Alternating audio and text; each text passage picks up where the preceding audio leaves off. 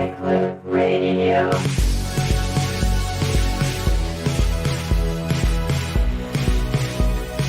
Epic Loot Radio.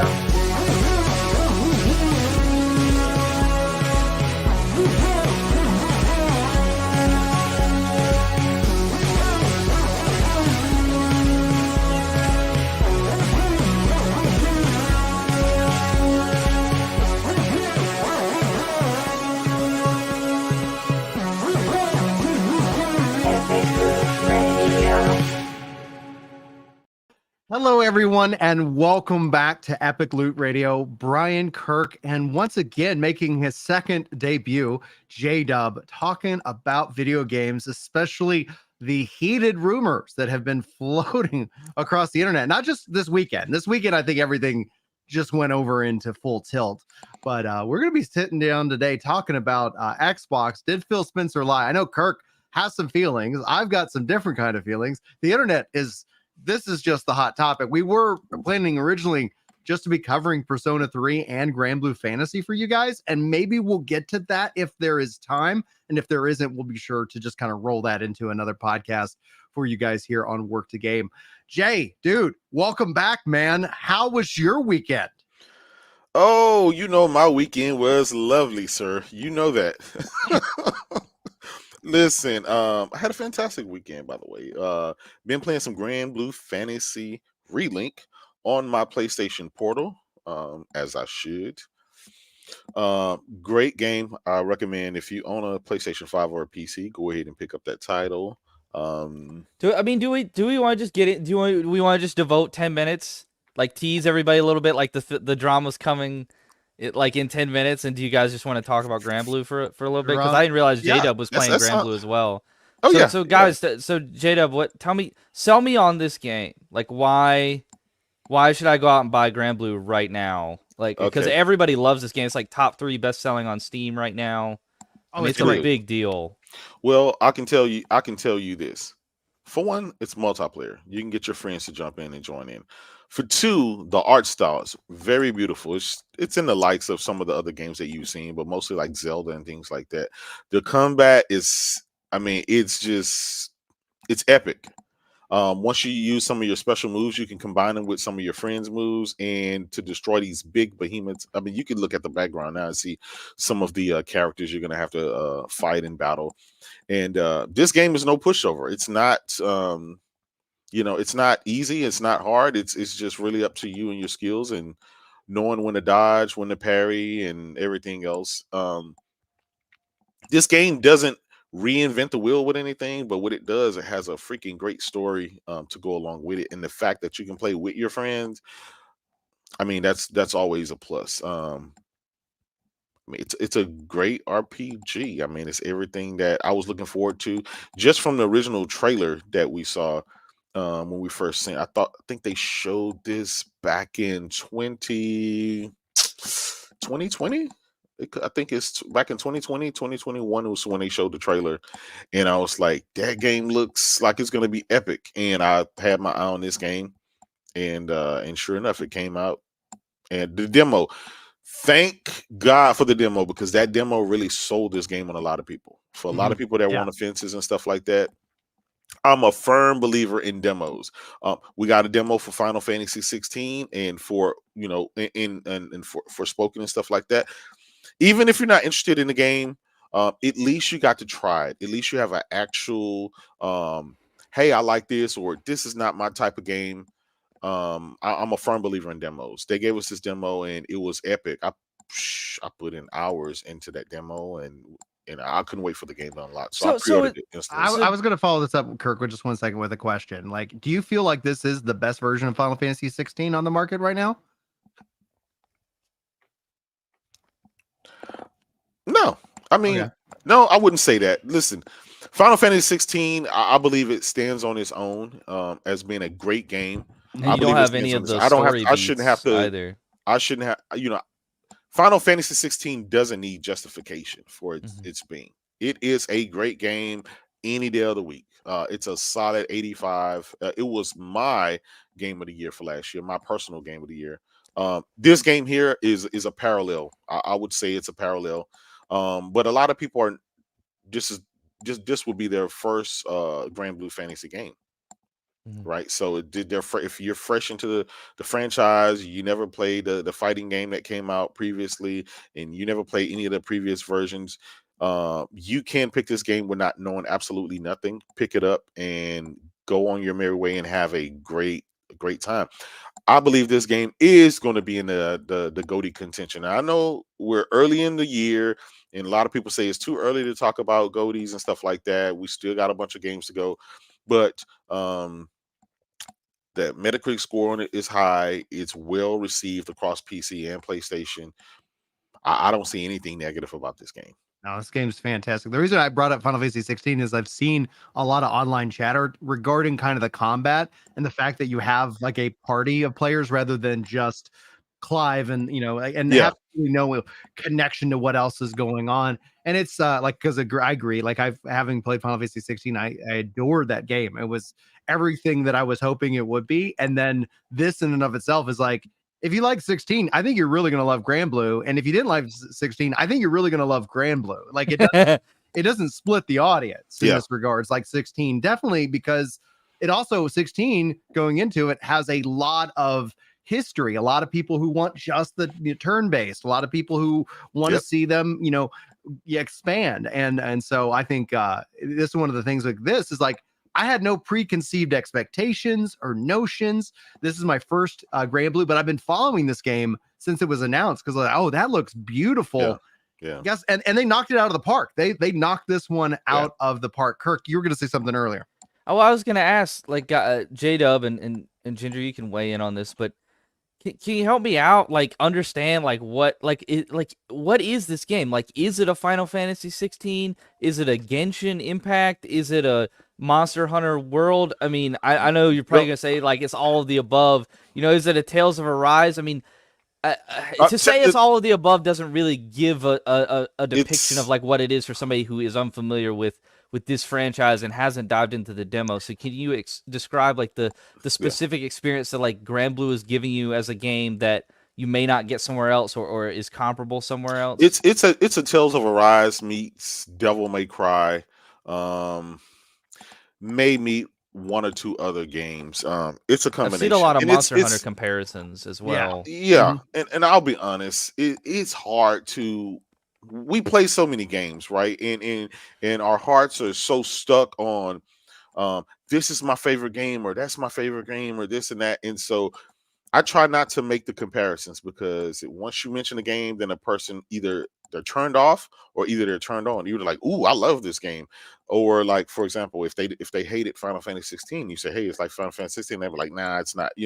So that's why I don't like throwing the other games out there. This game again can stand on its own, but I would say it's a mixture of Devil May Cry and Tales of Arise, um, and even a little bit of Zelda in there.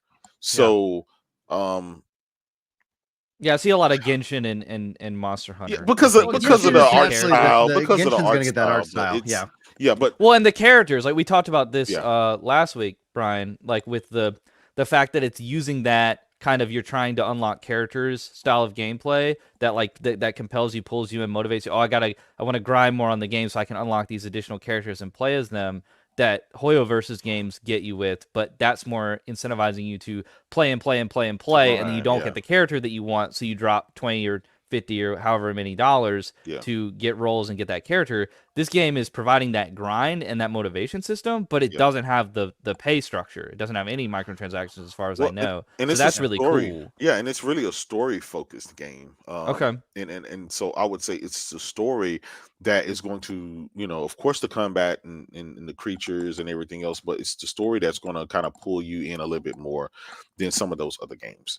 And I know people look at the art style and it's like, oh, it's just like you said, like the Hoyoverse and some of the other free to play games, and it's like, well, people can get easily turned off by stuff like that, and that's unfortunate. I hate when people are turned off by just comparisons and things like that. But I think, you're asking me, someone who's never played a a game like this, well, why should I go out and spend X amount of dollars to play this game? Well, if you're into RPGs and if you're into action games, if you're into games with a great story that's gonna, bring you in. This beautifully voiced, well animated, Yes, well paced. yes, And I kind of feel like it's funny. Like the kid in me was like, you could take like 10 hours to beat the main story, and then there's like a secondary kind of story chapter that happens after that. But the adult in me, with as busy as I am, I'm like 10 hours, man. All right, I can commit to to that. that. And then what it does is then I get addicted, Yep. and then I'm like, oh, I can't wait to go and play. And oh, by the way, here's this multiplayer component so you can play with your friends. Yeah. And those fights, as we saw already in Are some of the game epic. footage, for Are those of epic. you watching the video footage and not on the audio, but if you guys are listening to the audio, thank you so much for being here. You are amazing. It's so much fun. And I'm just like, I can't wait to go back in. And it lets you play, and it gives you options. Like you can choose to have your party balanced out and level synced. Or if you just want to like melt things down, which is one of the things we did. I have my friend Chili, who's a friend of the podcast, comes on from time to time. He is overpowered, and we were just going through and just absolutely having a blast. And I was like, "This is fun." Yeah, This like is what all gaming's three of about. us could play this game, and we could just have a blast. I mean, Yeah. just partnering up and taking on. Yeah, I the wanted to quest. ask you guys, like, how is the multiplayer? Is it very drop in, drop out? Like, how does it work? How do you queue up for missions? Do you need Yeah. to link up in in this hub area that we're seeing on screen Yeah. now? Like, how does all that work? Basically, It- you go to the Go ahead. to the hub area right there, which is like a little market, and you go and enable it and send your invites, and that's it. Now, No, this no, also multiplayer fixes the problems that I had with Monster Hunter Monster Hunter. World. Yes, Yeah, because I yes, was yes. like, you would get into hey, are you on my server? And I Yeah. can't see you. This one is like, no, we're together. We're in a party. I can see you. We can actually communicate with emotes and little stickers and even chat in text if Yeah. we need. And then we could just queue up for the mission. So it is a separate kind of thing, but it's like it is just built into the world. You just say, go online and say, hey, I'm going to invite my friends, or I want to get match made into a group. And the best thing about this is that let's say you want to play with your friends, but you don't want to play with randos. You and your friend will then take in 2 of the bots. Yeah, So you still the have a PCs. 4-man group, and it's Yeah. great. It's just, Yeah. it does everything I wish Final Fantasy 14 would Yeah. do with their trust system.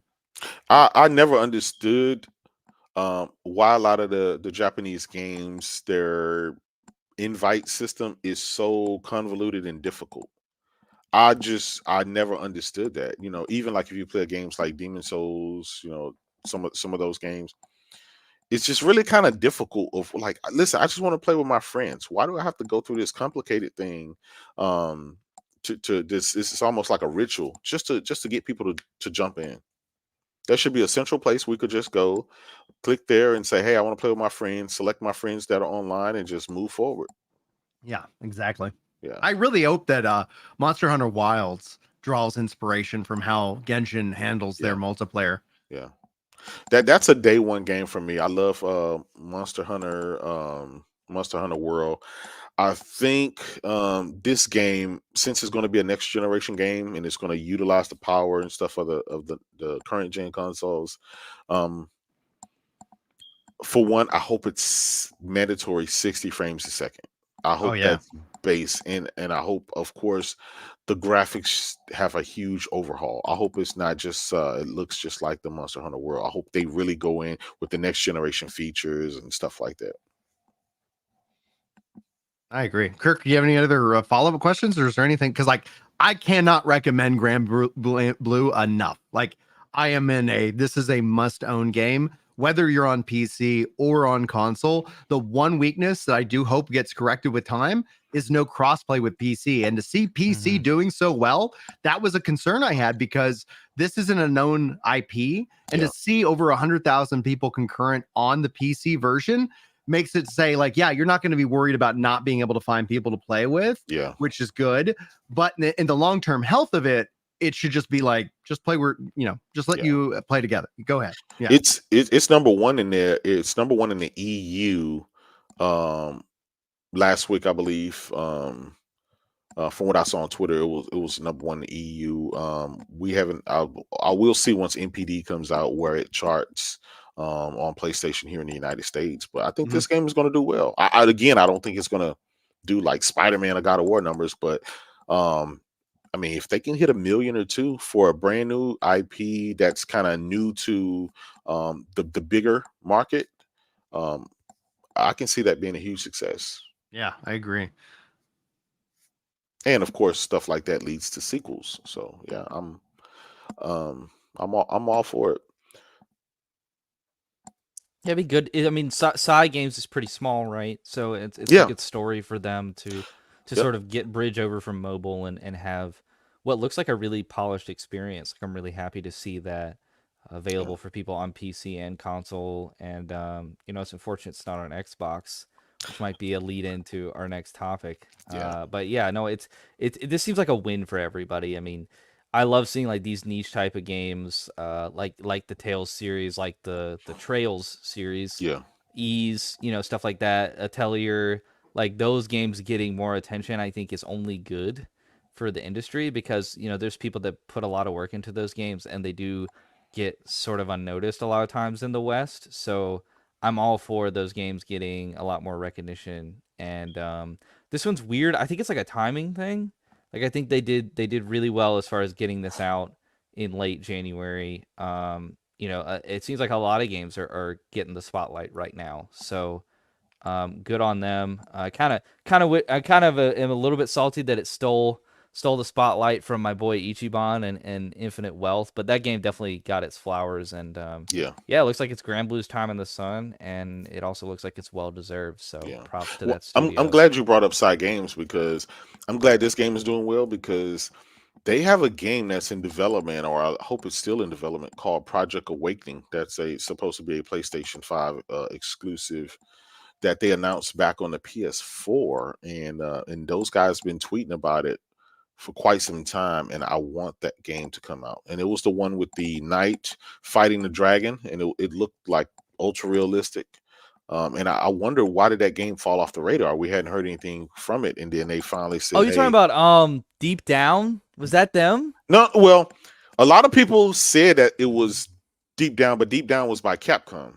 Okay. But the game is reminiscent of Deep Down, yes. But it was the Okay. Project Awakening. The guy was walking on the cliffs, and the dragon. He was fighting the dragon, and again, it looked realistic. It was a next generation looking game. They finally announced that they've moved it from PS4 to PS5, and here we are. I'm still waiting to. So hopefully, now that this game has come out, they can start saying, "Hey, this is when we're gonna release, this game here." And I know there's small team, small development people, but So I guess final thoughts, both of you. If you had to put a score out of 10 on the game, what would you give it? And then also, what do you think its odds are for being nominated for RPG of the year? And then also, I mean, how do you think it shapes up against something like Final Fantasy Rebirth? And I know Brian, you're probably less familiar with it than Jadeb and I are, but Infinite Wealth, which is mhm. done gangbusters across the board as far as the critical reception. Everybody seems to be absolutely in love with that game. So yeah, I'm curious to know like your sort of verdict on the game and where do you think it's going to fall as far as critical reception? 9 out of 10. Unfortunately, I think it's going to fall off the radar a little bit because it's the first of the year, and all games in the beginning, Yeah. people forget about them. Because there's more and more games, people are going to keep talking about the successive games. I think it'll be there. It'll be in the running for RPG of the year, but I mean, let's face it. I mean, it's a shoe in for Final Fantasy VII Rebirth. That is going to be not only the RPG of the year, but it's more than likely going to be the game of the year, unless PlayStation decides to drop something that they hadn't announced yet out there that just kind of takes everybody's mind away. So I mean, I don't know. When is Monster Hunter? Monster Hunter's come out. 2025. Okay, Monster next Hunter year. Wilds 2025. That's Okay. next year. And Dragon's Dogma 2 is also in March. So Yep. this is going to be a big Yeah. this is it's a gonna big be year of here good for RPGs. competition. Yeah. And honestly, I'm all for it. Like Yeah. let's, this is going to be Let great. them compete. Go ahead. Let them compete. Yeah, exactly. Yeah. I think we all win when they're all competing Absolutely. for us. I think to answer the question about score, I struggle with score because I find the numbers, like people get weird about it. So like I fall into the buy. This is an must own game, and it's not even a full price game. Yeah. It starts at $60. And that's actually something really surprising that they did, because I think people have been conditioned to the $70 aspect. So when it comes down to all of that, yes. But if you're gonna have to put a score on it, like I'd say 9.5. Like this is an amazing game, an amazing experience. And like even Chili in chat was saying, like rather than a sequel, he'd rather them put more content into this game. And that is something would be really interesting to see. A non's game as a service game have features that are something like a games as a service, where it's like every couple years maybe, or there's a new chapter that you can play through the story, and you got your characters, and they're just going to let you be overpowered as all get out. I'm all for that as an option as well. So it's just really fantastic. And late to the game, hitting the membership over on YouTube. Thank you so much for that support, guys. I really appreciate you doing that, dude. We make the content for free, and I'm just glad that you guys get some value out of it. All right, Kirk, is there anything else that you want to talk about Grandblue? Because there is also big drama news. No, I think that covers it for Grandblue, probably. All right. Well, I'm going to keep the gameplay going. Let's give the people what they want. Let's give the people what they want. Why are they here? Jay, how was your weekend? Oh, my weekend was fantabulous. Oh my God. Jesus Christ. I got vindicated on a lot of things. A lot of people, had to go out and delete some tweets, even though I keep receipts. It's just been a great weekend. But I think the bigger thing in my weekend was finding out that my preferred console platform could be getting a boatload of Xbox games. Mm-hmm. And not just one or two. Yeah, and not just one or two, but we're talking the whole slate. And I have a list here if you want me to give the list of games that are being considered to be either in the process. Give us the list, because it's not like going to take 30 minutes to do it. No, this is Indiana Jones, Starfield, Doom, Year Zero, which is their new upcoming game, Hi-Fi Rush, of course, we kind of talked about that previously, Sea of Thieves, Flight Simulator, Halo Infinite, Halo Master Chief Collection, The Pentiment, Grounded, Gears of War series, and Hellblade 2. So this is a combination of some older titles, some newer titles, and titles that we literally have release dates for. Guys, this is not a nothing burger.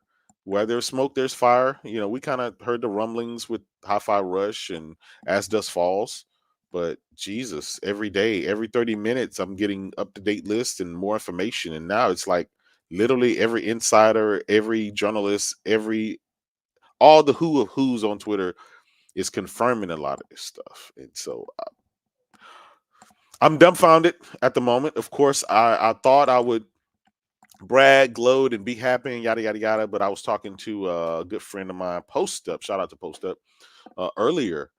I'm not necessarily happy as I thought I would be, as being a fanboy of Twitter and the antagonizer in chief, but there's a little bit of sadness there. There's also a little bit of it's kind of like when the Lakers Celtics rivalry, the Lakers just got real bad. Yeah. And like all the the Celtics fans, they were like happy for a little bit.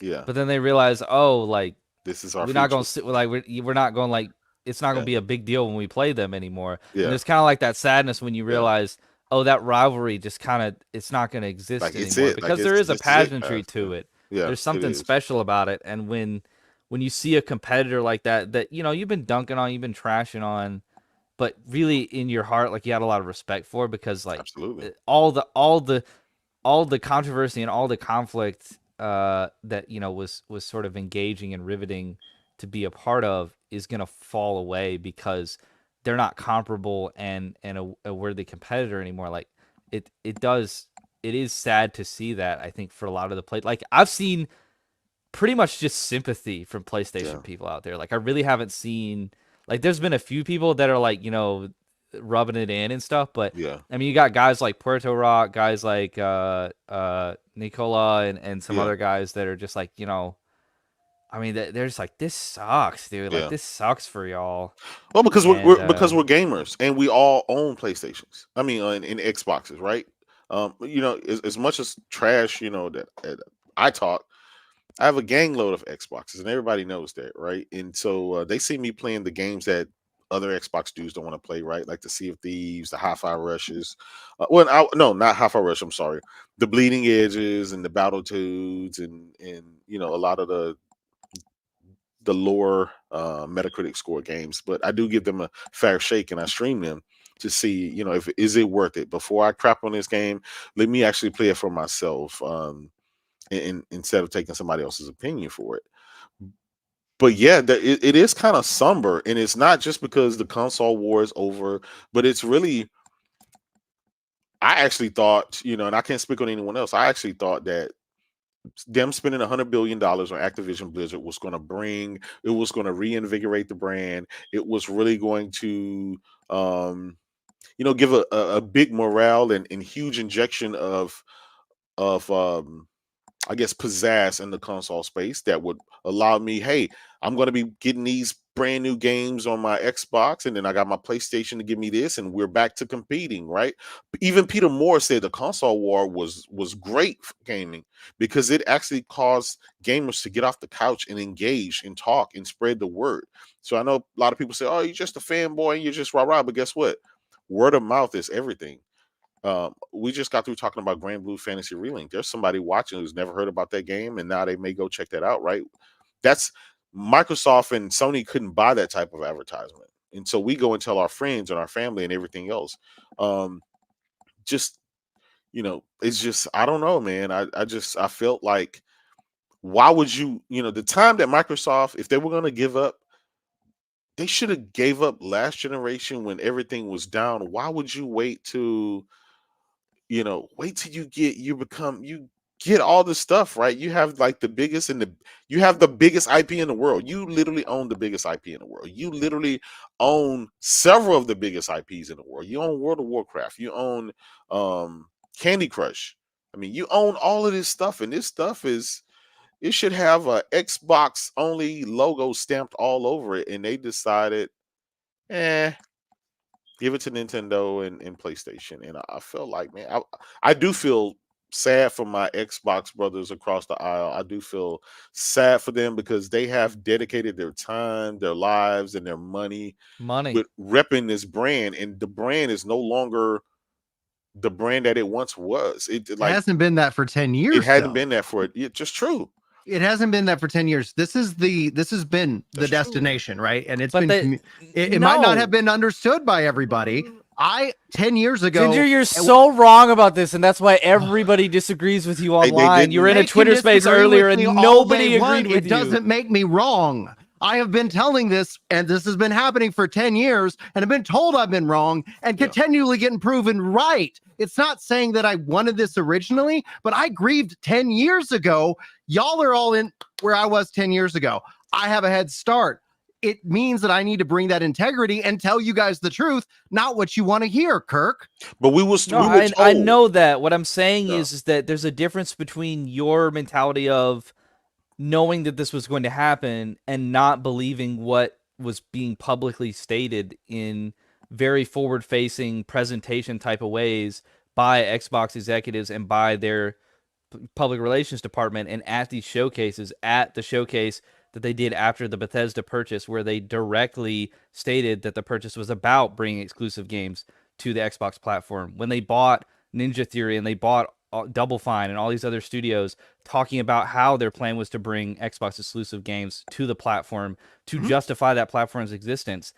I'm fine with you saying that you were saying, hey, this is not what's really happening. Like, they're going to go third party, or it's not in the box, right? That's not what they're invested in. They're invested in a larger ecosystem. Right. I'm fine with you saying that you were championing that the entire time, and that you predicted this, just predicted the outcome, at least trying because to, people would hear that. And the thing I've been critical of them is in the marketing. And this is where it's like, it's been weirdly vague because you're right. The concept of exclusive, what does that even mean anymore? As soon as they went day in date with PC, that word does not mean what it used to mean. And I still think of it as, what does it mean? There's no reason to buy an Xbox, and there hasn't been. And so this movement isn't about me championing it one way or the other. I'm actually very neutral on it because there's going to be good things that happen, and there's probably going to be some bad things that happen because of it. It's just what is happening, and I feel compelled, algorithmically suicidal, because people will be like, "This guy, he doesn't know what he's talking about." Turns out he does. You do know what you're talking about. What I'm trying to convey to you is that foreseeability of a negative outcome does not excuse the outcome. Like, you are saying that it was foreseeable, it was predictable. This is where you saw the Xbox brand and their business strategy going this entire time. I commend you for that. I applaud your foresight in that regard. In no way am I taking away from that. In no way am I not trying to give you credit for predicting that this would happen. I think a month ago and 3 months ago, we hedged on this conversation, and I said no way, and you said yes. So I was wrong, and you were right. A lot of people were wrong, and you were right. Hold what on. I'm trying to say is, I'll take my. There's it's like somebody clipped that. There's a difference between that conversation. I don't think nobody at least has a right to say that that's not true. What I just went over. There's a difference between that and then understanding that the foreseeability of a negative outcome, an outcome that has an adverse effect on the community, on those that invested in the ecosystem. Yeah. The foreseeability does not excuse the outcome itself or the people that brought it about. I agree. And if Xbox is going to go out there and say, hey, this is what we're doing, this is why you should invest in our ecosystem. Not only that, they said it before the launch of their console. Brian, they said they were buying Bethesda to improve the Xbox and to improve that ecosystem, and that's why you should buy in. And I that's literally why I bought agree in. with everybody who's upset. Like, I understand that upsetness. I just don't share in it emotionally because I had that happened to me 10 years ago. Well, it makes you come off like an apologist. It really does. Well, I can't help that. I have to say you cannot do that, but you're choosing to do that. I can choose to lie to people. Yes, I can. I choose not. No, we just want you to call them out for causing a negative outcome to all of us. I have said that I understand, and it is perfectly reasonable to feel and mad, and that that reaction is a very natural reaction. I don't know how to state it another way. I think it's getting lost in the sauce. But if you really do, if you do really, that's my brand. Getting lost in the sauce that sounds perfect for me. Jay, we were gonna say put it on the box. Ginger Prime gets lost in the sauce. Lost in sauce, baby. I see. Listen, I get what Ginger is saying, but Ginger, you understand. But you also don't realize how you, as well as I and as well as Kurt, have invested a lot of money in this platform, and we were promised things, and those promises have recently changed. It didn't happen 10 years ago. It happened recently. That for whatever reason, even in their statement that kind of came out, it's their change of strategy. Satya Nadella said it. Tim Stewart said it. Very clear. Very clear. This is a change of strategy. So you sold us on the promise of something, and you're going to do X, Y, and Z and give us our exclusives and do this, and you're going out. You had people parading, watching freaking C-SPAN for days on end. You had people arguing with politicians on stuff. You really riled up the crowd, and this crowd that you riled up, now you tell them there's really no benefit for them, but the people who didn't want that deal to go through get all the glory and get all the benefits. And that is a big FU. And it's going to be interesting to see how Phil, Satya, whoever comes out, Sarah Bun, whoever comes out. It's got to be Phil, in my opinion. Yeah, it can't be Sarah, not this month, right, Jay? It better not. It better not. It cannot be. I'm gonna hold the line for her. Because she's the newbie. She's the newbie. She has no You know, it's not. No, she didn't cause this problem, so she Yeah. shouldn't take the brunt and the feedback that's going to come from the fan base, the The diehard brunt, fan base. though, and this could be a perfect time for Phil Spencer to exit, is to take that brunt, hand it off, and here, like, to Sarah, and then the system goes forward. I think Now, that The other thing sacrificial too is lamb? if he leaves, he can say this was not my call. You yeah, know, if he's got to stay, Yeah. he's got to do the march in tow of Xbox. This is our plan. We're moving forward. Whatever. If he resigns, he can say if he resigns, this is not what I that's a thought saving would come to grace. pass. Yeah. That's a saving grace. That says, this is not my plan. This is not what I want. I was fighting for the gamer. This is what it was promised, and I'm a man. I stick by my word. X, Y, and Z. He should do it. Jim's going out with his golden handcuffs, go on some island somewhere. Phil should do it too. I said this, and I'm on record for saying this. I said, what if, because we don't know, right behind the scenes, what if, because Jim Ryan, like right after the deal went through, Jim Ryan decided to retire. And I said, what if, and I know guys said he was fired, but we'll come to find out he's not fired. They threw him a party and everything else. He's still running the company into April, but he's let the man retire. That's a good thing. He did a good job. Sean Layden retired on top. He said, listen, I travel, I did all this stuff. I did my decade of fighting the good fight for this console. It was number one. We meet expectation. Jim Ryan did the exact same thing. Plus, Jim Ryan said, listen, I have to be awake for 3 different time zones. I have to travel from 3 different time zones. Right? I got to be in Japan. I got to be in California. Then I got to be back at home in the UK. I'm old now. I'm tired. The company's in great hands. It's making more money than it ever has. PlayStation 5 is it's super exceeding the previous generation. It's doing everything.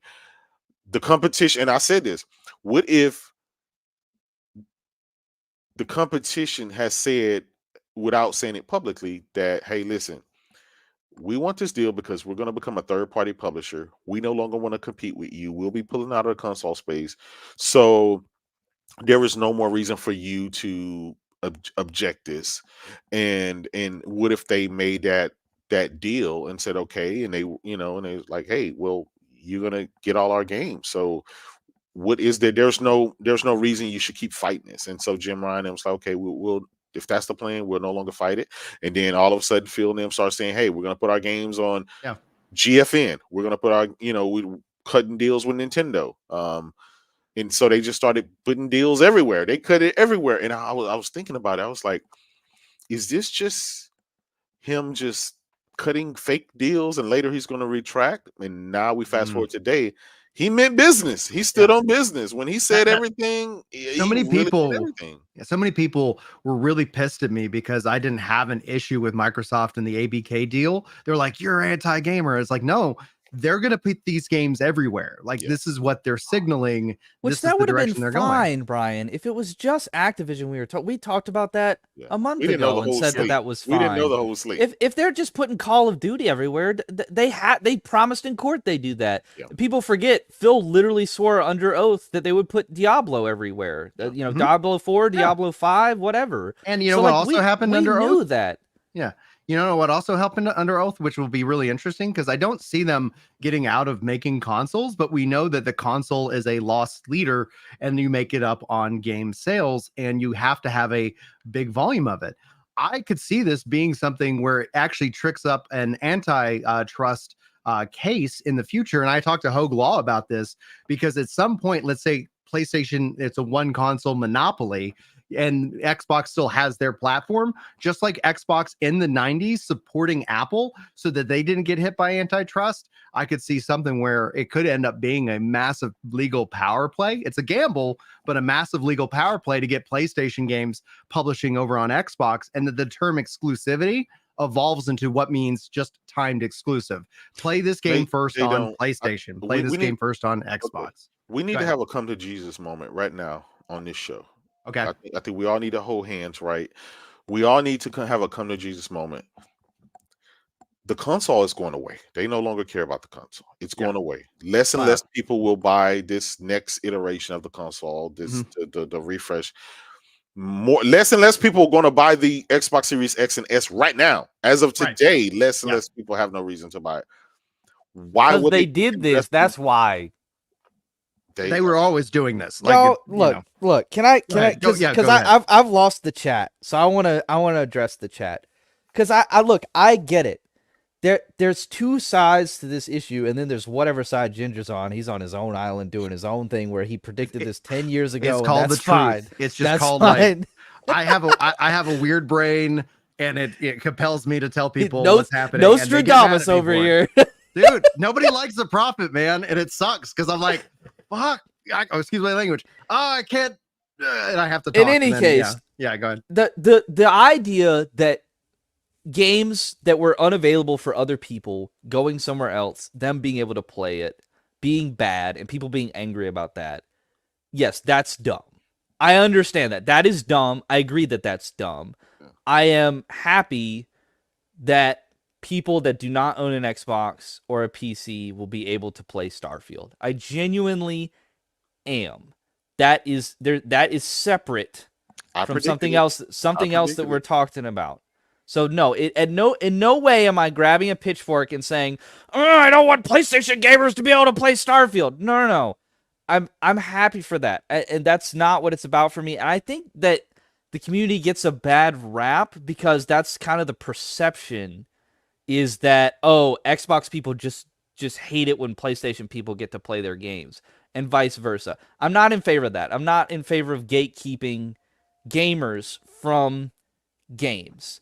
However, the fact of the matter is, and Satya Nadella addressed this in court, is that PlayStation, as part of their business practices, keeps games on the console, whether they're first party or they sign deals, like with Square Enix for the Final Fantasy VII trilogy and for Final Fantasy 15. That's something that happens. So in order to be competitive over the last 5 or more years, Xbox has needed to have exclusives, and they acknowledged that publicly, and they bought Bethesda to address that publicly, and then acknowledged that publicly after the purchase, 2 months before the Series X and S were coming out. They announced that, and they said that this was about, out of Phil Spencer's own mouth, that this was about bringing exclusive games, sort of the implication being to counteract, to be comparable to complement PlayStation's own assortment of exclusive titles, which they could not match in the Xbox One era. The Xbox One era got Sunset Overdrive, Rise Son of Rome, Dead Rising, and like a couple others, Halo 5, that like didn't matter compared to the swath of, I mean, PS4 crushed them on exclusives. It was insane.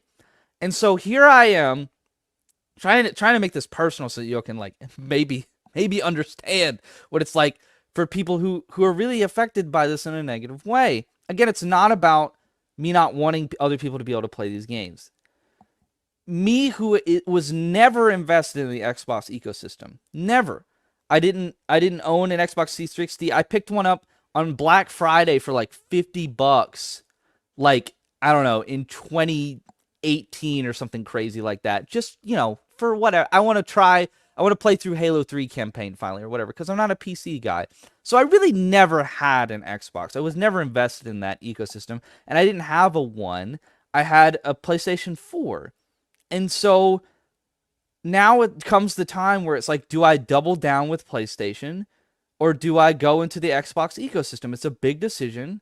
It's going to be a $500 console, and I have to decide. And then that's going to be the platform where I have all my games. I've already bought a bunch of games on PlayStation, so I'm inclined to stay with there. But I really love the Elder Scrolls franchise, and I really want to play Starfield. Honestly, maybe Bethesda games are more important to me than Last of Us and Horizon, Forbidden West. We didn't know the subtitle yet, and the slate of PlayStation exclusives.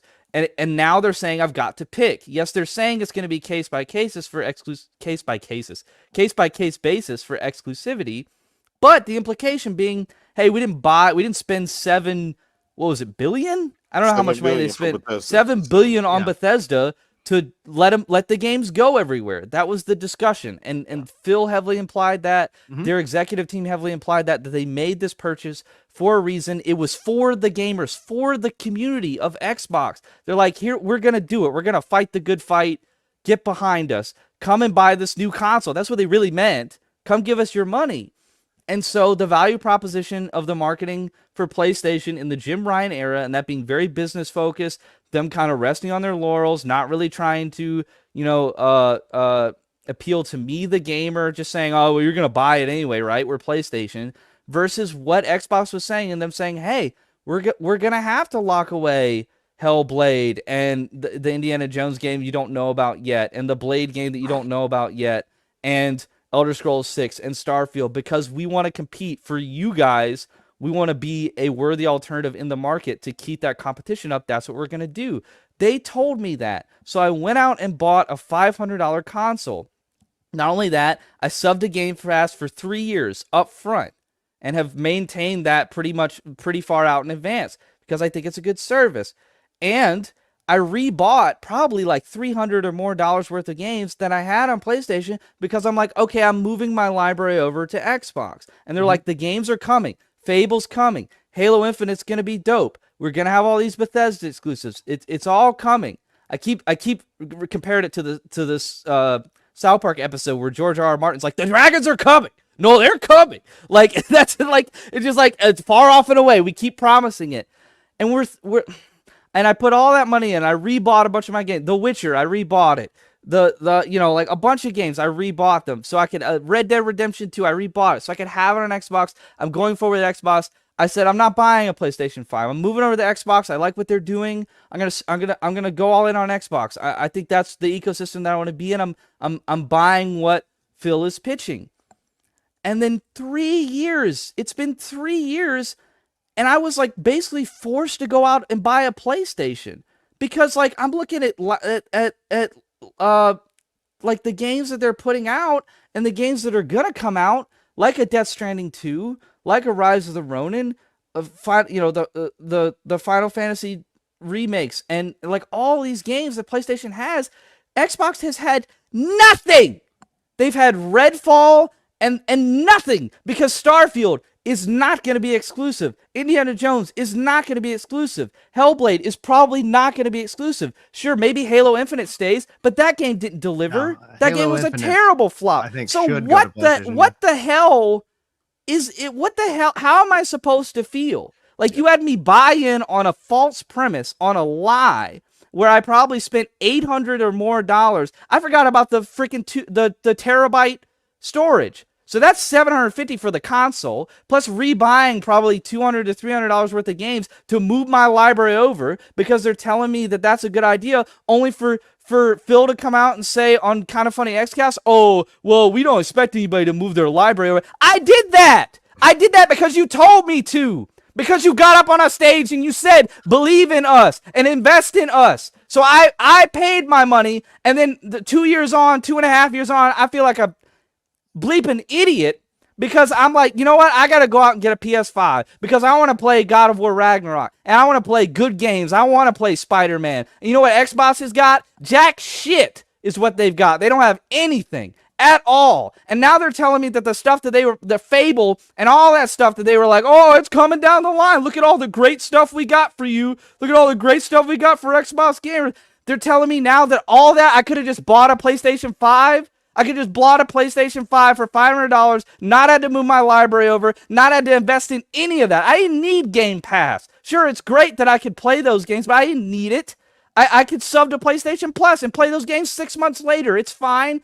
Like, I mean, like, there's so much money that I've invested in this ecosystem because of the lies that they told me. It doesn't help me, Ginger, that you knew 10 years ago. That doesn't help me. That doesn't help the community that they lied to. Like, I could have stayed in the PlayStation ecosystem, never gave them a dime, but they told me that it was worth the investment. They directly said, you will get return on this investment if you believe in us. And this is a betrayal of the highest order. That's why Tim Dog is done. That's why everybody on Twitter that is known for supporting Xbox, Jez Corden, they're all done. Like, there's no coming back from this. Like, people are literally saying, and I'm with them, I was literally looking at the Xbox store the other day, looking at sales, looking at like, is there anything that I want to get? Like I was looking at Destroy All Humans 1 and 2 packaged together, $25, pretty good deal for 2 games, 2 brand new remakes. I was thinking about buying it on Xbox. You think I'm going to buy that on Xbox now? Absolutely not.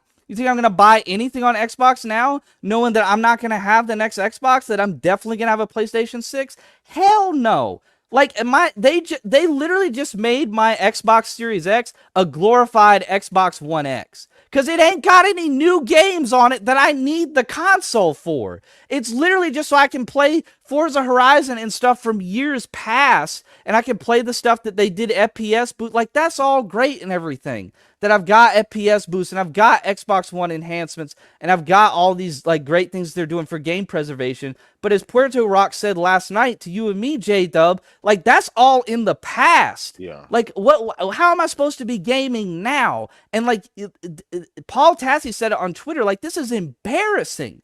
Like, this is embarrassing for Microsoft and Xbox to do this. Like, they look ridiculous. I mean, they have literally completely negated the value of their entire ecosystem and have spat in the face, made a laughingstock of the people that have spent hundreds, if not thousands of dollars investing into their ecosystem, building up a library in that, to basically say, you'll be better off if you go play on the other box because you'll be getting the games that they have that they won't let us have, like Final Fantasy and everything else, and you'll get our games too. So why the hell did I buy an Xbox? There's no reason for me to have one whatsoever. And like, I don't have extra money lying around. Like, I could have paid my rent 2 months with all that money. I could have paid three months of my car insurance. I mean, that's ridiculous.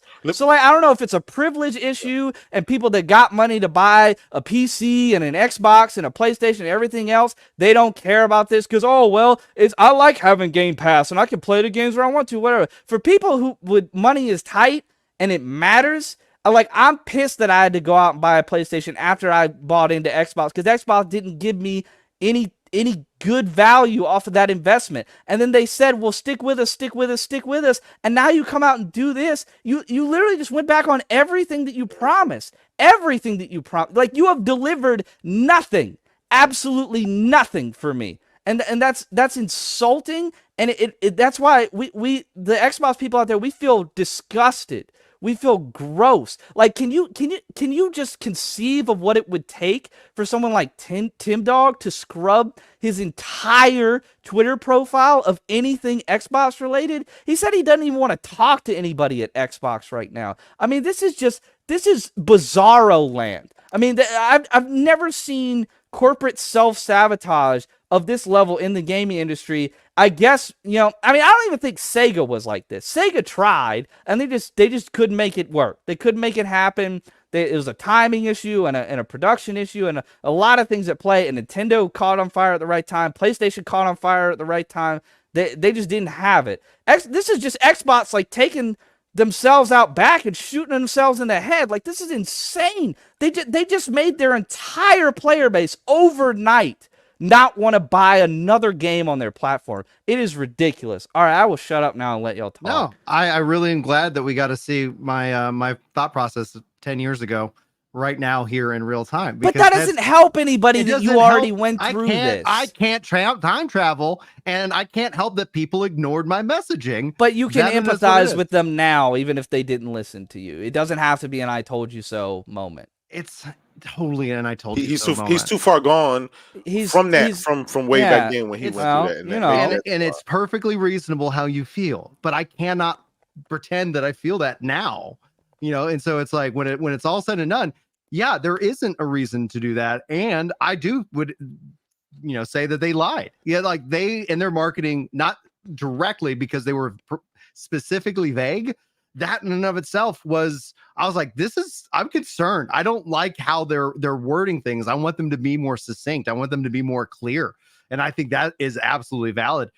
The thing that is like, Tim Dog, you, like, the world, as they process this shift in the gaming landscape, there's going to be that anger. That's the first thing that happens whenever this information is brought on. And then eventually that transitions into acceptance, and then like, oh, this is actually working out better for me as a gamer. Like Vet Cloud says, because if you're still buying like Xbox games on other platforms, that's still a win for Microsoft, and it gives them the ability to do so much more. They have so much more leverage Now, especially with the ABK deal, I then disagree. it just I gives them a lot disagree. of I'm gonna push back on that, Brian, because ahead. it's exactly what Phil said in court, where he said when we sell our games, he got asked this by the judge. The judge said, "Why would you not let some games go to PlayStation? Because you've said publicly that it's going to be a case by case basis. Why are we here? Why is PlayStation saying that you're not going to let games go on their platform? What is the incentive there? Because we have emails that we're looking at where you're conversing with Matt Booty saying, no, Minecraft's fine, but we shouldn't let other games go over there. It's not a good strategy for us. Why is that the case?" And he laid it out. He said, when we sell our games on PlayStation, they get a 30% or more cut from those sales. And then what do? They take that money and go use it to pay Square Enix to sign a deal so that we can't get their games. So no, that's just patently not true. It will not give them leverage. It is the opposite of giving them leverage. It makes them lose their leverage. Their only leverage was to, it's exactly what I said to you and Alex, Brian. I said, as good as Indiana Jones looks, they better hold on to that for dear life and never let it go to PlayStation. And literally like 2 weeks later, it comes out from Tom Warren that it's going to go to PlayStation. They have no leverage. They're cooked. Yeah. They're done. No, it's like, the there's leverage nothing that you left have to talk with Sony. about. Yeah, no, there is, because you are and a lot of people are still locked into this hardware mindset. The future isn't hardware driven. And this has been, and this is me continue. If you guys are like in 10 years, like, well, I wish I listened to Brian 10 years ago. Listen right now. The future isn't hardware. The future isn't mobile. The future isn't cloud. The future is just all of that. Yeah, but as that's an 20, existence. I'll be honest, that's like 20 years, 30. We don't know what, right? We don't know what's going to be in the future. We're in the now. We're in the next 5 to 10 years. And if you look at Sony, if you look at Nintendo, these guys have a new console that's coming out this year, and they're making money hand over fist. They're selling their hardware even more than their predecessor. So when that trajectory is going like this for Nintendo and Sony, but it's like this for Xbox, and you're saying, well, the whole industry, it's like, no, Xbox is going in that way. Nintendo and Sony going to do what they have did for the last 30, 40 years. Nintendo, let's separate them out from this conversation slightly, because they're the only platform that makes money by selling the platform. That's Sony and not Microsoft, true. they make money on the sell of the Sony Switch. makes money off of their PS5 within Right the now? first year. Yes, within the first year, they put out a statement like 6 months after launch saying we are now, and I'll send it to you just so you'll know. I'm not making this up. Saying that I believe it. now profitable on their hardware. And each revision they had, like Porter Rock said before, each revision of their console, even though it's slightly like sometimes the internals are changed and stuff, and you kind of never know, but each one of those revisions is a price change because components get cheaper all the time. So they're putting after the price drop, they put the components in there, and that's just even more money that they're making on it. And guess what? They take that money and they're investing in the PlayStation Portal, a new PlayStation Portal a native handheld, a PSVR, and the headsets, the earbuds, and everything else. All of that comes from the PS5. It's surrounding the PS5. PlayStation is not going anywhere. They're doubling and tripling and quadrupling down. I'm not You're going to stating get a that they're PlayStation going 6, away. a PlayStation 7, a PlayStation 8, and on. This is, fortunately and unfortunately for Sony, PlayStation is their bread and butter. So they have no choice but to do what they're doing, right? They can't just say, hey, we're going to let the console go away. No, they have no choice. This is it. They need you buying a PlayStation 5. They don't want you going anywhere else. They don't want you going to Nintendo. They don't want you going to PC. They don't want you going to Xbox. So at this point, Sony's looking like, well, if Microsoft gets out of the hardware business, a lot of their gamers are going to come over to us. And guess what? We'll nurture their games. We'll host their Halos, the Gears and Forzas in their games. Why not? Now these guys are over here. They're going to sign up for PlayStation Plus. They're going to buy some earbuds. They're going to, buy VR and other stuff. You're giving the competition. You're basically giving up. Like what Kurt said, they've literally given up. And I understand what you're saying. In the future, in some future, I don't know. It won't be. I'm not saying consoles are going away or hardware is going away. I know that it's like that's a tricky thing that I'm definitely not elegant at in speaking. Yeah. I'm saying the future is not those things, because those things will continue to exist, but they're not going to be the be all end all. And so to your point with PlayStation, hey, I believe you. I stand corrected. So let's put. I don't think Microsoft is making money on the sale of the Xbox console. No, they don't. So in over 24 years of their existence, they But- haven't made a dime on the. But actual- PlayStation is going to have a cloud offering and a PC offering, right? So when it says that, they it's already actually, have it. Sony started now, with and the it's only PlayStation going to Now, get so. better, and it's only going to get better, so that the gamer, whether it's Kirk or you or me, Mhm. like you're going to end up having way more choice. If you want to invest in a True. console, then you there's an option. And yes, I would say the PS5, the console to buy. This is the console to buy if you're going to buy a console. Then you shift into that and go and saying like, well, if you end up having the ability to have a gaming PC, well, guess what? You're not cut off, right? We've seen so much hardware innovation because of the removal of exclusivity. And this is the Rogue Ally, this is the Steam Deck, this is the Logitech G Cloud. Within the handheld space, which was formerly dominated by Nintendo, you could not release a handheld and find any success. Ask Sega. Like, they're like, yes, you would have some niche success. You'd have some They're people who are PCs, fans though. Those handhelds are just PCs. They are just they're PCs, right? laptops. That's all Right. they are. But That's meaning so- that it's that they can exist because Oh, they they're not can. like, because they can. now have to sell themselves on They like, can. oh, this is the only place that you can play this game, Yeah. which was and is the current, especially PlayStation model. Yeah. So let's say this, right? Nintendo Switch has sold over 135 million Nintendo Switches. Mhm. If you add up the Rogue Ally, which I own, the Logitech G Cloud that I own, the Steam Deck, which I own, and the new Lenovo handheld or whatever, I don't have that one. If you add those up, right, the combination of those sales may be maybe 2 million, right? Yeah. They're not making any massive dent. They're just extensions. I mean, they're just they're basically mobile PCs. Right. There's not this massive fluctuation of people. Hey, I'm buying this in any massive drop. It's not. It's just not compared to Nintendo for various reasons. The reason because Nintendo has exclusives. It's an exclusive thing. Yeah. You know, PlayStation. Sure, they could have made their PlayStation Portal where it does this with PC and Android and all this stuff. But guess what? Yeah, matter of fact, you're the one that asked me. You say, "Hey, Yeah. I can said, hey, you do GFN on that thing?" And I was like, "No." Guess what? oh You man. need a And PS5. And well, You see, I need a have a PS5, and I was like, oh, if I could do GFN on the portal, Mm. that's actually much more preference because Nope. like the PlayStation controller is fantastic, especially the 5. Like It they would be great. Generate It would be on these great things. if you can do that. But you know what? Sony, again, just like Nintendo, and just like Apple, believes, why would I give people another reason to go somewhere else? We want you here. So this is going to be an extension of your PS5. And Xbox believes the opposite. And Xbox believes everybody else is. And I even heard people out there talking about, well, the new Xbox, they're just going to outsource and let everybody make an Xbox. So you'll have Lenovo making an Xbox. And That's I'm just a thinking to Steam myself- box. That's just a Steam box. I'm thinking to myself, who in their right mind would invest in a piece of hardware that they have to share with a bunch of other manufacturers that the gamers don't even want to buy its own hardware that's proprietary right now? Like, that's a dead call. That's a crazy investment. Who would do that? Like, who Paul would, Tassi needs to be stopped. yeah, like, come on. He says the year is 2025 and I'm consulting a spreadsheet 2 pages long to figure out which games are or are not currently Xbox exclusive.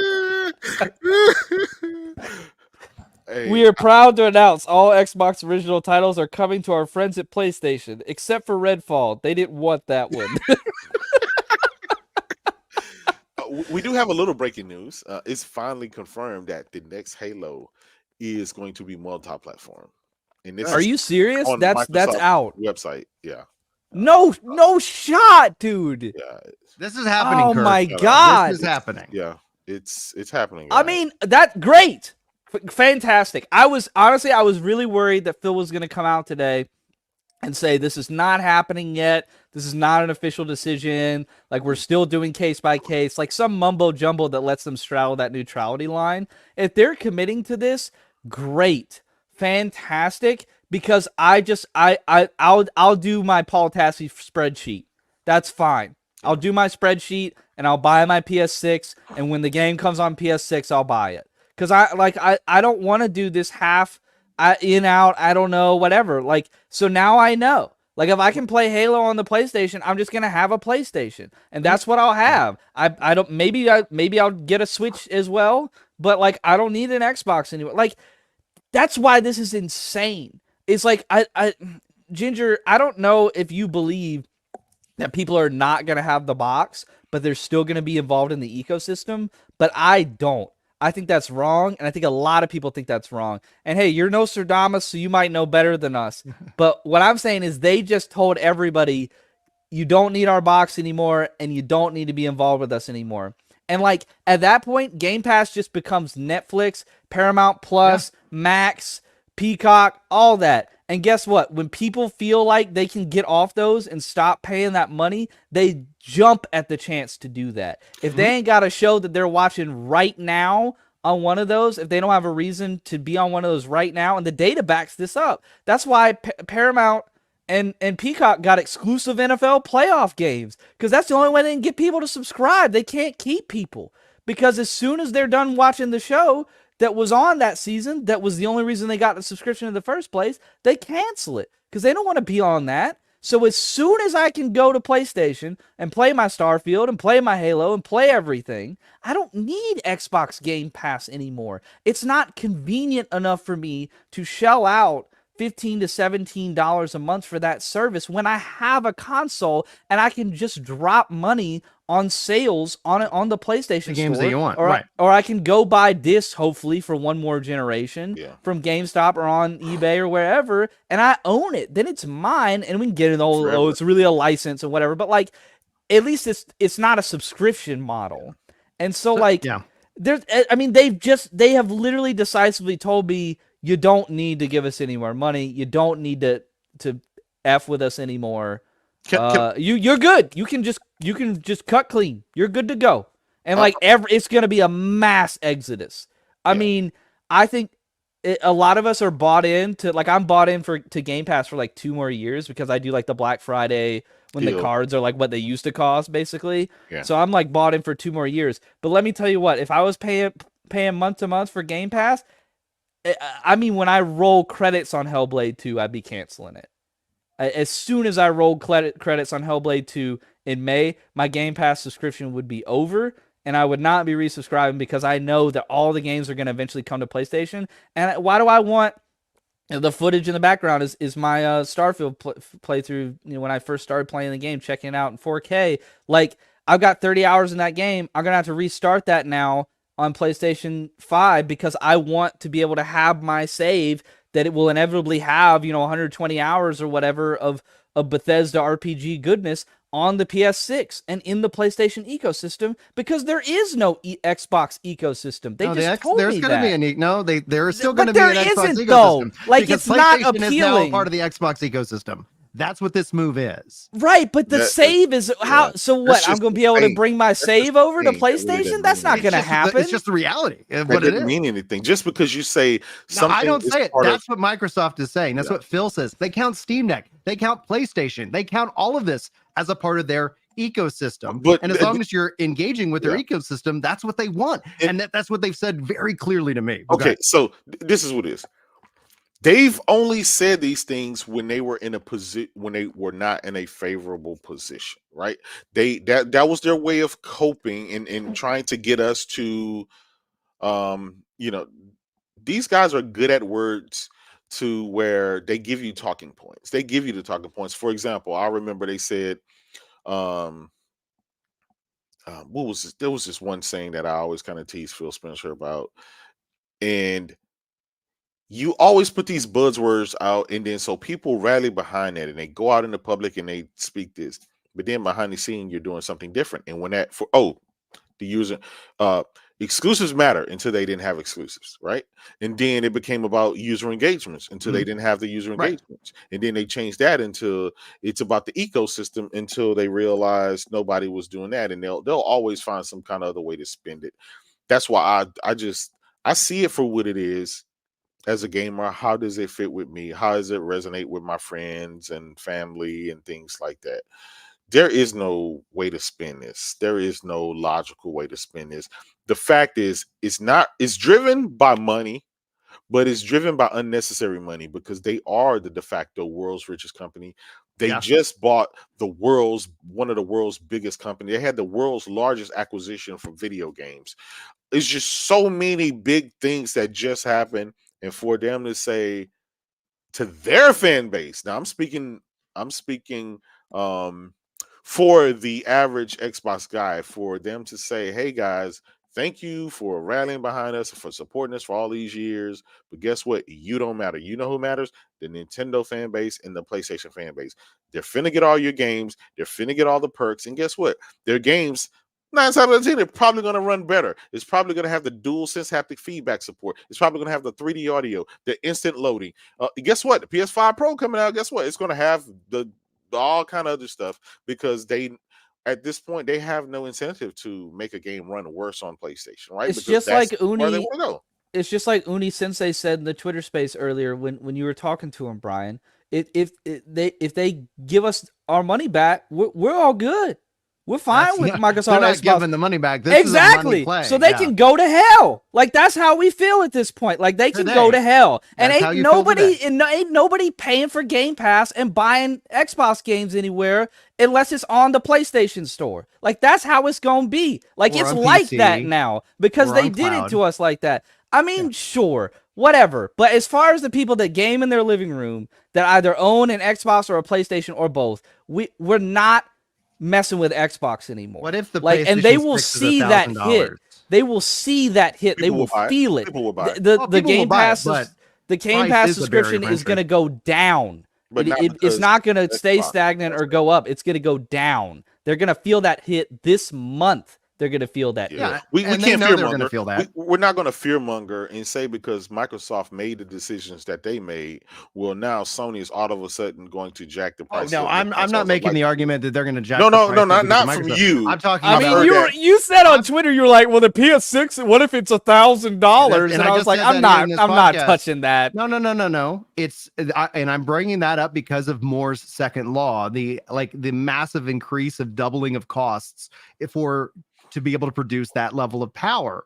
And something has to give. Either you have to migrate to the cloud so you can offset that cost. You have to use some form of cloud compute so you can keep the base hardware, the local hardware, as cheap as possible, because it is still about mass adoption. They don't want to sell less consoles, especially PlayStation.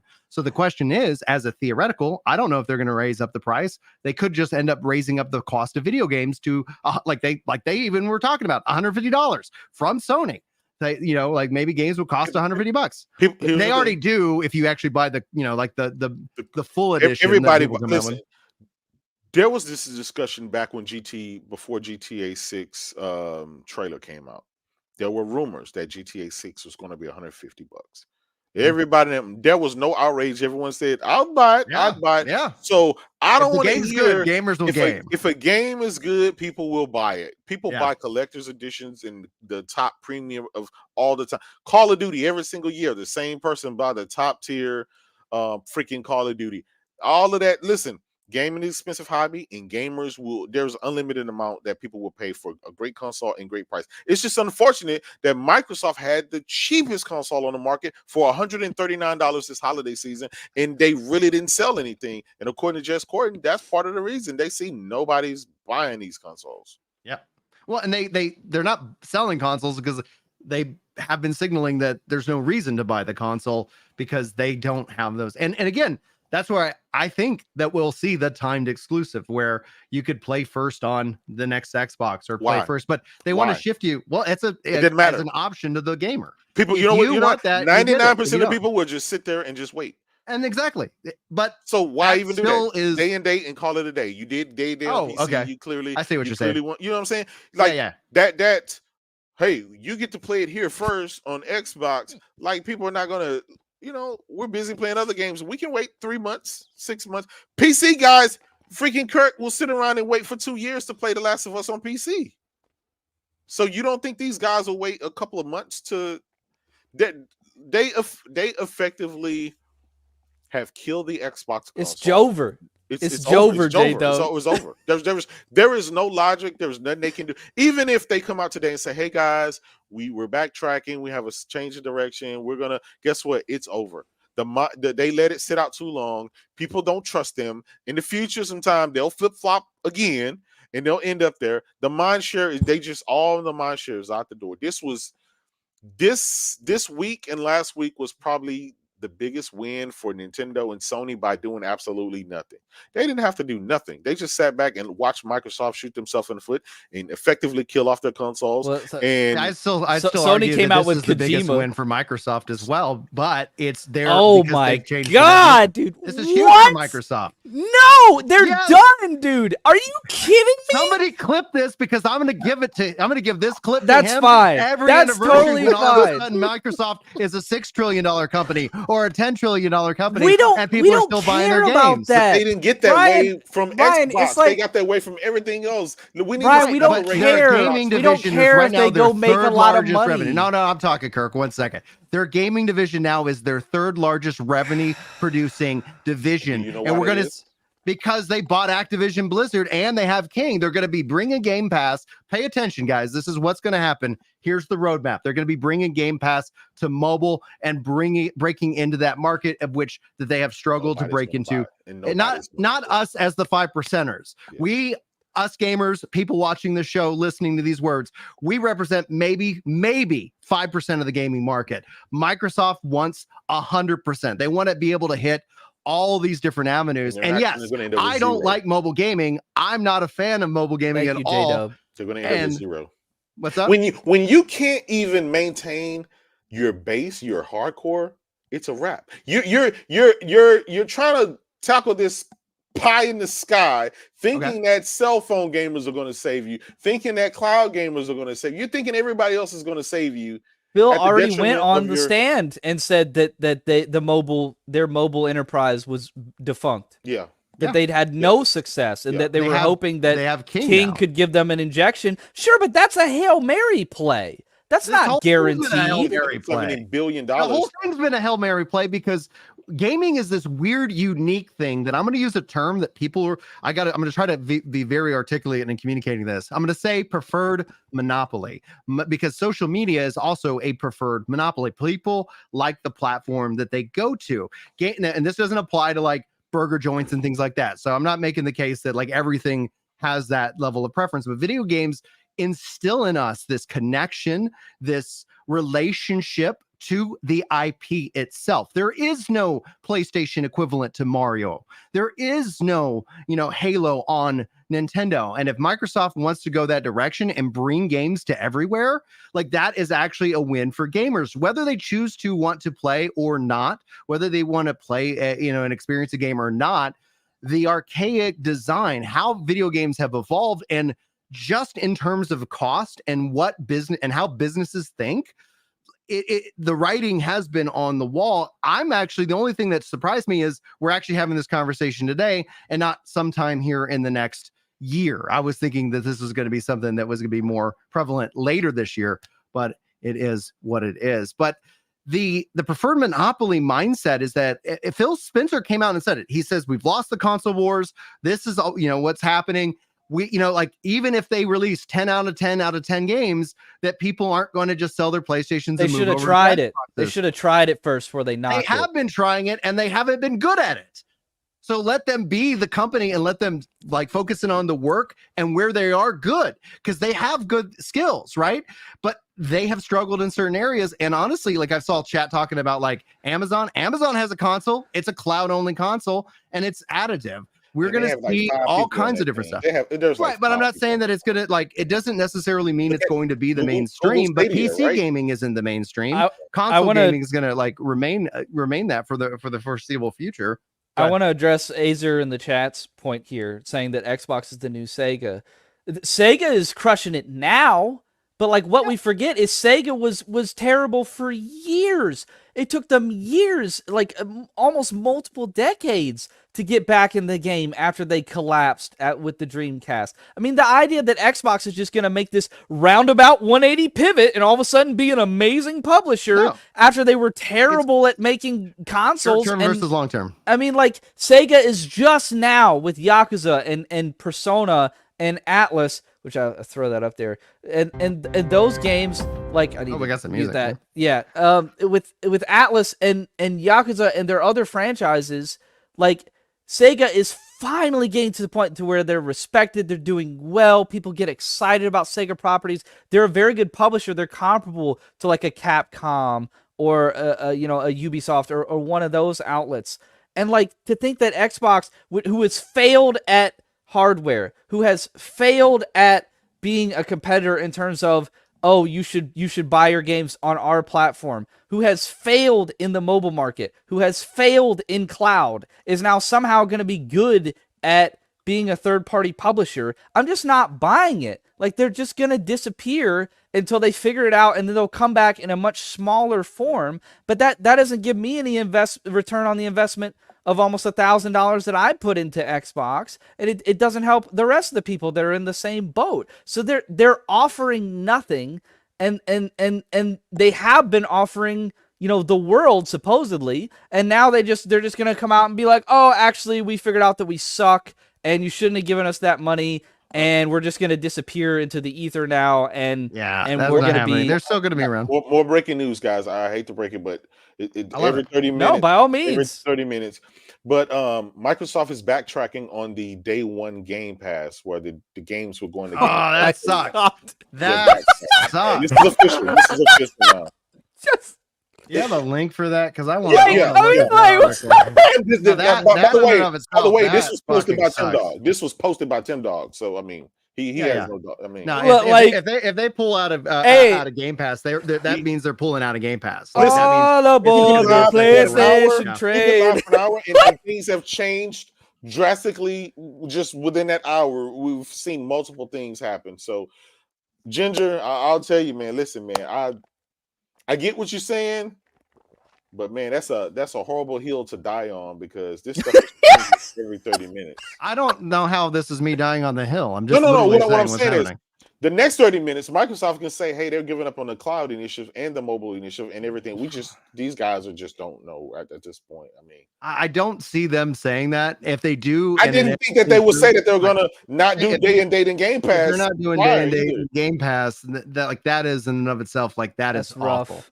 Well, Yeah. because like their platform and what they've been communicating is that Game Pass is that platform. That's where the console, like I'm not worried about it. They told us years ago that this was going away, but again, I know that not everybody was following around that time. J-Dub, do you have any more is that context ends up on being that? true? Yeah, if that ends up being true, like that, like why would I be subbed to their Game Pass? Like the reason I'm subbed is because that is the offering that they bring in, and if they're going to go that direction, I then wonder the if that's value true. proposition isn't there. Tim So Dog, I'm not going to be a Game Pass subscriber, and that's perfectly fine.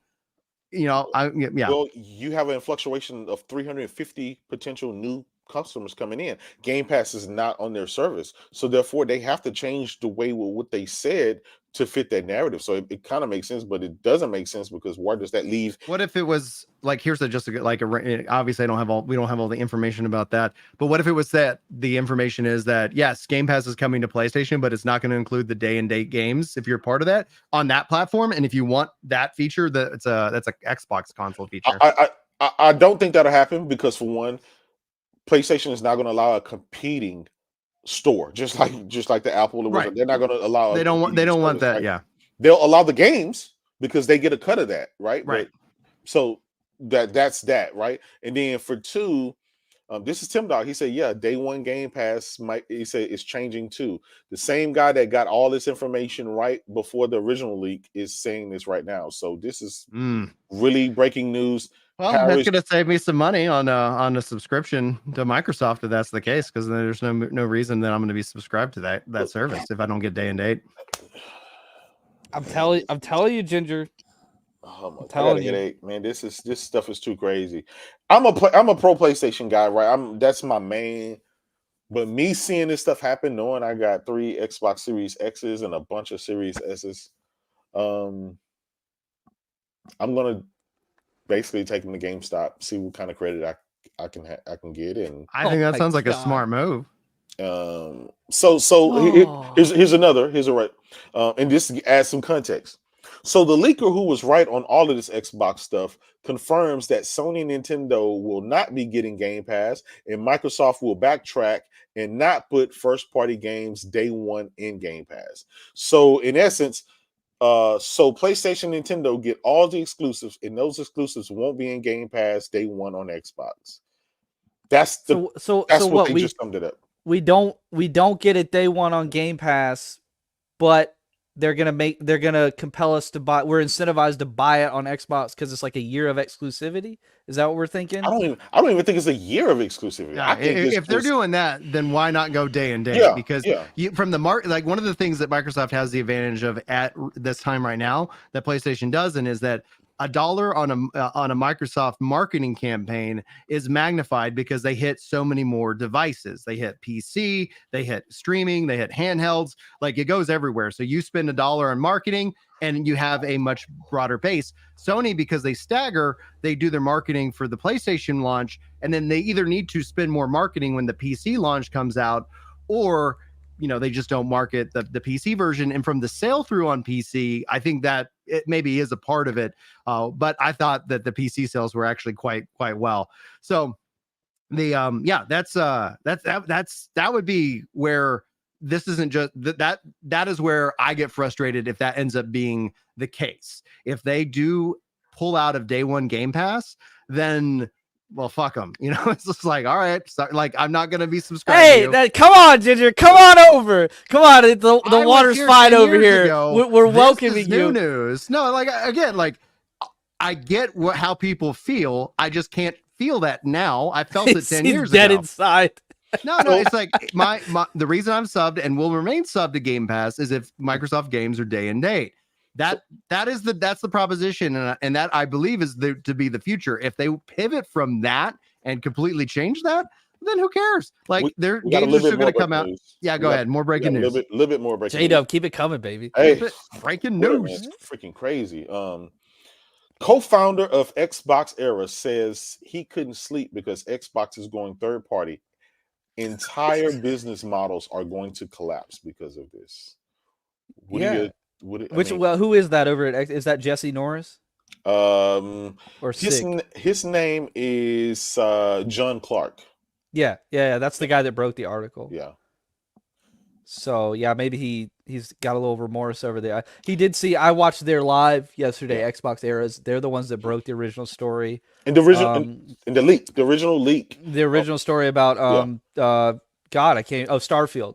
And then it seemed to me the connecting the dots. It seemed like what's that? I was telling people Starfield was going to come sure. out. I mean, so was J-Dub. Right? I was like 2018. Let's go.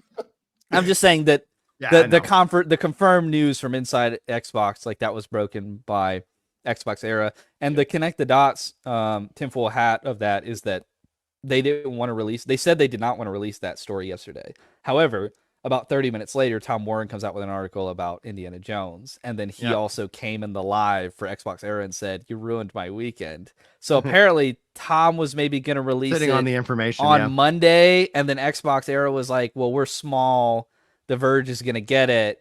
We better go ahead and run it." And so it sounds like they're like, what have we done? But like, I mean, like if this is what they're going to do, like the people have a right to know. So the silence from Microsoft is deafening, right? It's deafening. Well, Phil's supposedly going on CNBC in 30 minutes, right? That was fake. That's fake. Oh, no. Yeah, I know.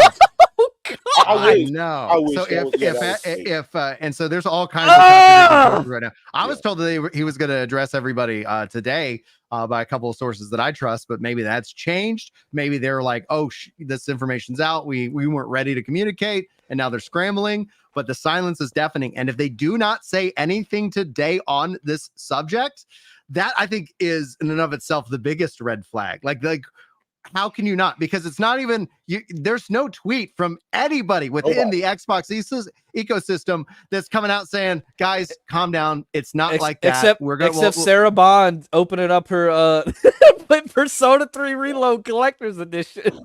Heck yeah. Well, Jesus Christ. I'll tell you this. The fact that they haven't said anything lets us know it's all true. Let's face it. And Tom Warren and all of these inside sources, they've been right about everything else previously. There is no reason for them to just make this stuff up to make Xbox look bad. It is what it is. Microsoft has previously, when there were negative rumors, they've come out and cleared the air. Right. Pretty much, like pretty quick, in my opinion. And something tells me that, because Phil had the interview with J.S. Corton and said, what Phil has always said before, our games will not go to Game Pass will not go to PlayStation and Nintendo, which Phil has said, which is true. Game Pass is not going to Nintendo and PlayStation. But he never once said the games weren't going. And Phil, he's very tricky with words on what he says and what he doesn't say. Right.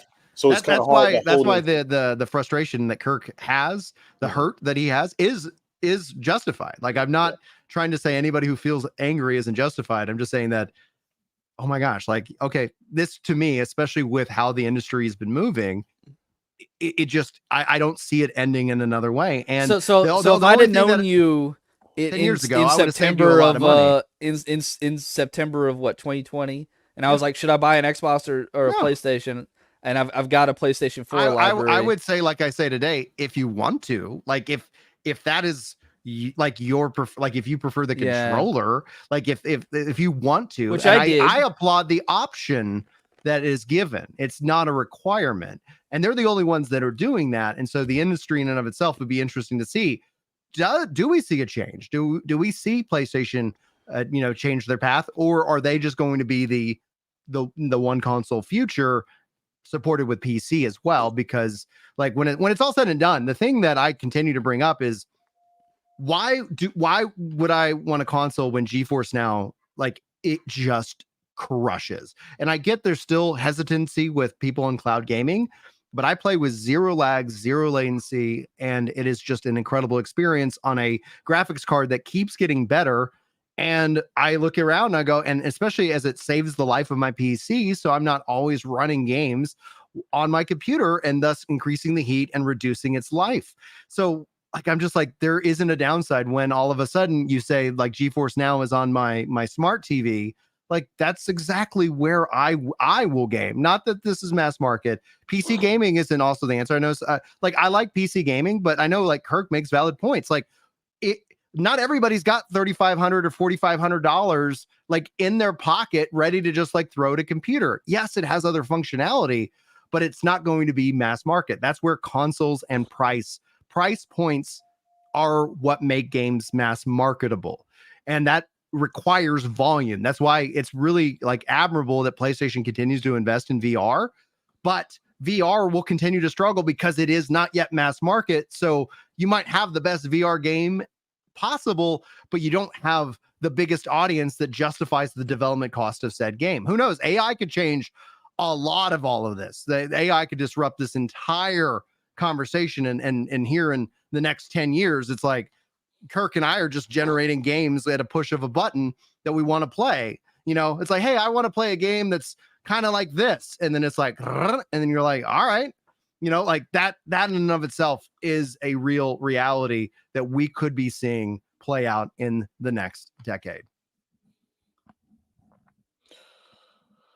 Oh gosh, this is big day. Brian, have you commented on the Final Fantasy Game Pass requirement thing? Not in this podcast. I released a video about it, and I would like us to talk about it if you guys have a couple more minutes before we wrap up. Sure. I got to run some errands for the wife. I can go as long as you want to go. I mean, and I can keep it going if you want. We got a lot of viewers right now. Let's talk about Final Fantasy 14 on Xbox. We have the release date. It's beta, February 21st. Yeah, do we want to go there? I mean, I do, because this sucks. This pisses me off.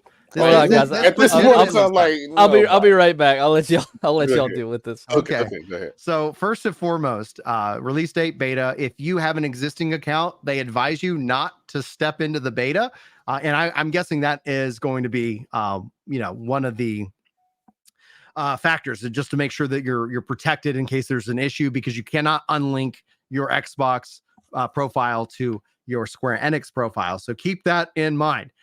However, for some unknown reason, in order, not the free trial, you don't need any of the Xbox services, but in order to play Final Fantasy 14 on the Xbox, this is going to affect very little of the Xbox community, but it's still annoying AF, because you will be required to have the Game Pass core at a minimum.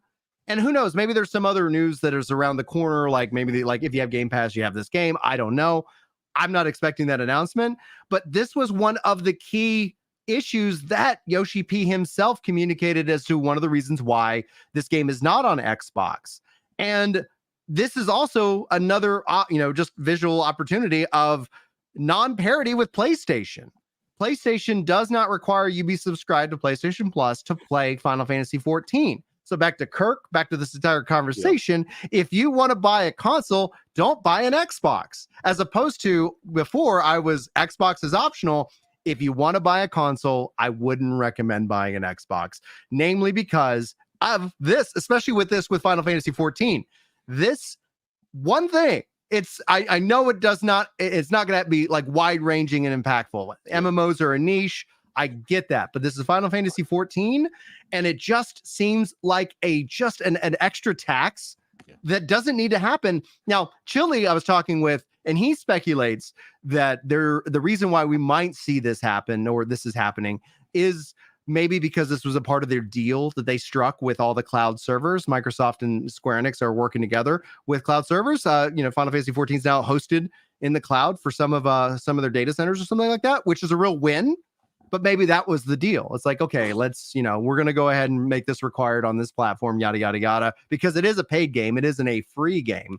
However, the fact that it's a subscription-driven game really does irk me, and that's my piece on it. That's just where I'm frustrated. Yeah, I think Final Fantasy 14 coming to Xbox was such a huge deal. Obviously, right, dude? I've been fighting for that's that how for you 10 and years. I met, basically. Exactly, because of that. So, but when I talk about 10 years ago, this is I have been on the front line for this. I've been attacked over the 10 years, but I'm like, guys, no, I'm not going to sit here and lie to you. So you sub to me.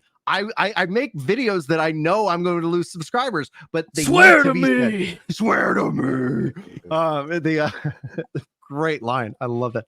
And so with Final Fantasy, fighting, so it's like, guys, this benefits the game. I think about it in terms of the gamer, the community, not the platform.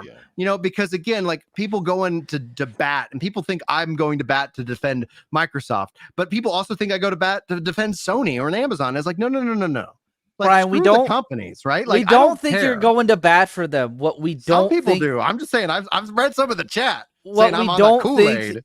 No, the chat's way more against me than you, I think, because it's your channel, so that's understandable. No, we're everywhere, man. We got all kinds of opinions. No, what J-Dub and I are trying to make you see the light on is you just laid it out. All this news, the Final Fantasy thing hits the closest to you. I mean, you literally were so moved that you were brought to tears by realizing that it was going to be on the Xbox console. That was a big deal for you. So that's sort of where you're getting affected most, when you realize, oh, this is definitively not the best way. It might be the worst place to play Final Fantasy 14 is the Xbox console. So you feel it there. That's central for you. That's where it hits you. That's because that's new information. But for everybody else, this news that's coming out about Starfield and Indiana Jones and Gears, that's how they feel about that. That Xbox is not going to be the best place. It's going to be the worst place to play those games. In the same way that the game that you really, really care about, Final Fantasy 14, that you basically made a career off of in large part, is the worst place to play after you waited and waited and waited and literally wept because it was coming. It's now going to be the worst place to play that game because Xbox makes stupid decisions. And what we're trying to make you see the light on, I think J-Dub will agree with this, is that when that is the case, when Xbox is no longer the best place to play Final Fantasy XIV, to play Indiana Jones, to play Starfield, when it is not a good place to play those games, why would anybody want to play those games on Game Pass on their phone or on their PC or anywhere? Like, why would anybody mess with an ecosystem that already has this concept attached to it of it's the worst place to play those games? Like, they go hand in hand. Like, you're trying to act like they're going to spin away from the fact that everybody realizes, you just said, don't buy an Xbox. Right. Don't play Final Fantasy 14 on Xbox. Don't invest in that console. And by extension, we're trying to convince you people are going to look at the ecosystem that way. Like, you're basically trying to say that, term, right? Like this is there's a couple things going on, and it's one of the things that we clash on it, and we've clashed on it before, is just our view of sympathy versus empathy. I'm sympathetic to everybody's view, especially their outrage today. That means that sucks. Like, yeah, I'm not empathetic because I don't feel angry, because I already did. Like, I've already gone through the grieving process. I've already gone on that journey, and that's what everybody's going to go on that journey now today too. So I'm not going to pretend that I feel the anger today. I don't feel angry about like all the news today. I am sympathetic to the news, right? Because your sphere of care is right here. Well, you can it's only just a bubble around you and what you feel in terms of, I already went through this. So you guys got to go on your own personal grieving journey. All I'm doing is just telling you guys what's going to happen. I'm Nostradamusing this whole thing as I tend to do. Jay, where can people find you, dude? Do you have any final thoughts? I'd like for you to be able to put a bow on this. Let's put a bow on this. Okay, you guys can find me at JDubCity16, man. I'm always trying to keep you guys laughing with the gifs and the memes, you know what I'm saying? Going back and forth with the console war, having fun with it, always, respectful, just having fun with it. Fortunately, unfortunately, I guess that's coming to you. I guess I'm out of a job. Who I'm gonna fight? Are you now? kidding me? This is gonna be material for the next 2 years. Well, true, but that's just that's short-term thinking. You might need to the long-term. You might need to future plan. You might need to come up with some stuff after that, but you're set for now. Hey man, I may be there with Ginger, and GFN, Cloud. Dude, Cloud come buddy. over.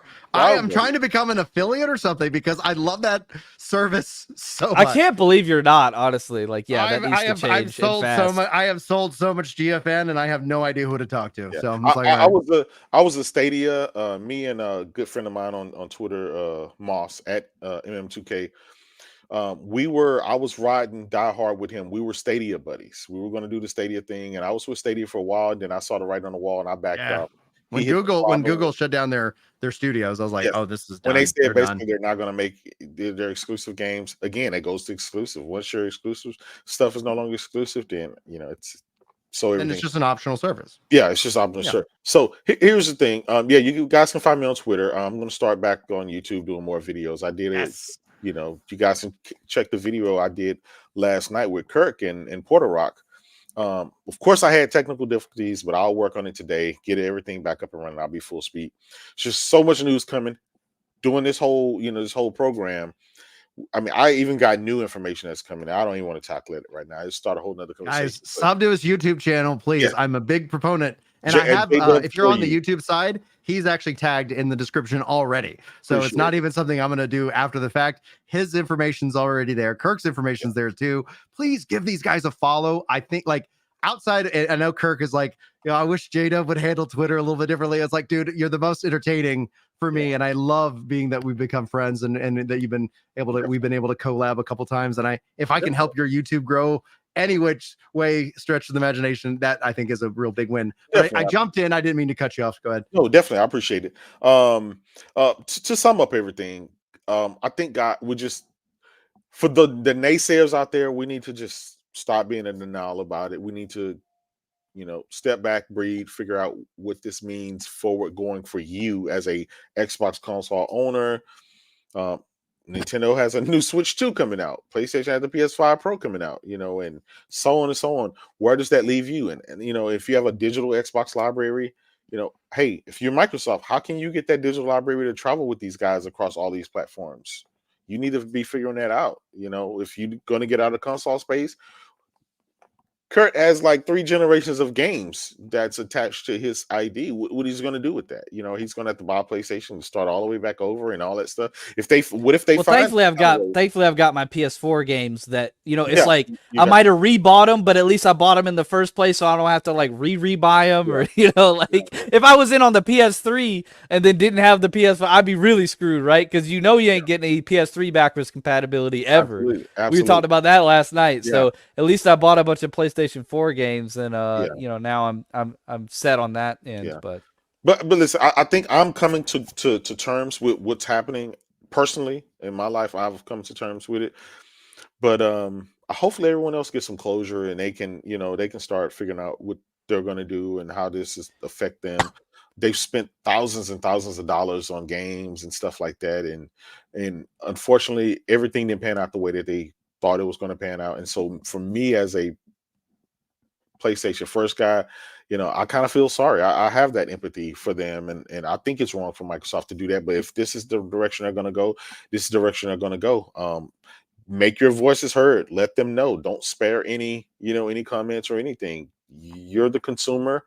You know, it is what it is. And I will say this: don't fear that because Microsoft may no longer be in the console space that PlayStation and Nintendo is suddenly going to start to suck and stuff. Nah. The reason those companies can't afford to is because their bread and butter is selling their consoles. If their consoles go away, they literally, that's it. The company go out of business. So they have no choice but to invest and double down and triple down on it. And yeah, they're going to get a big influctuation of Xbox guys coming over, and that'll help them keep going forward and stuff like that, and just transition over to, I mean, even if you go to PC at this point in time, I mean, just find something, man. I mean, don't, you know, spend today crying about it, but tomorrow come back positive and just move on. But please, I hope it's know- a clean break. You know, I hope that whatever they come out and say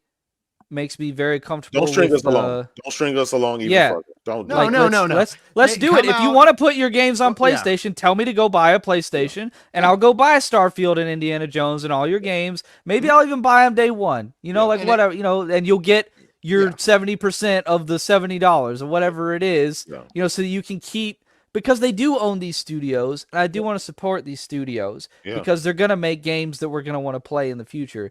But it's absolutely horrendous, disgusting, unacceptable that they told us that the point of them accruing all those studios and doing all this was so that they could provide a product that they are simply not going to deliver now. I mean, it's like the Theranos thing with the girl in Silicon Valley that like promised all the investors that she was going to produce the blood reading machine that was going to do it. You know, one drop of blood, you could figure out if anybody has a disease or what. It was a scam. It was a fugazi. The Matthew McConaughey meme. It's fairy dust. That's what Xbox has been for the last 5 years.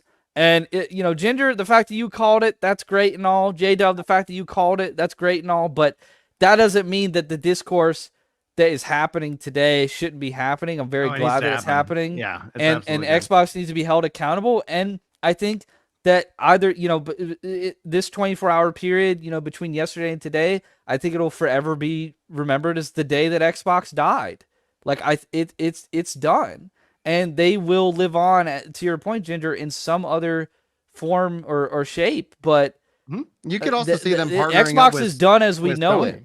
Yeah, because they've already partnered with Sony when it comes to certain things, and like Acer, like maybe we see a Sony Xbox release. I wouldn't piece of even be hardware. surprised, We Brian, will if they probably changed see it. third-party Xboxes, and who knows what else? Because whenever you don't have to sell off of exclusives, you open up a huge market of people who are like, you know what? I want to make a device that I think I can make money off of selling that does this thing, and I don't have to create, you know, years and years and years of nostalgic driven IP so that people will go buy this exclusive, because that is hard. If it was easy, Stadia would still be around. If it was easy, Microsoft would have been doing it this whole time.